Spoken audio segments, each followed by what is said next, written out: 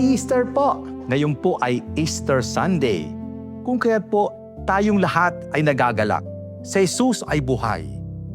Hindi lamang nung panahon, ngayon po ay buhay na buhay sa atin.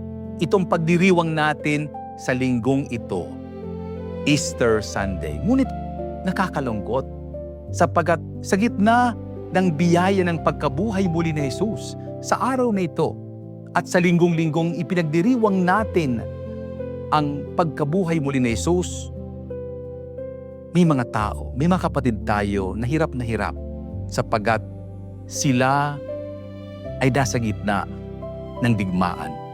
Ipagdasal po natin ang mga kapatid natin na nasa ibang bansa tulad ng Middle East, sa Myanmar, sa iba't ibang mga bansa na hanggang ngayon hirap na hirap sapagkat sa puso nila, hinahanap nila ang biyaya ng kapayapaan na binigay ni Jesus sa muling pagkabuhay niya. Ako po'y nagagalak na batiin ang Catholic Media Network. Ganun din ang Radyo Totoo at Spirit FM.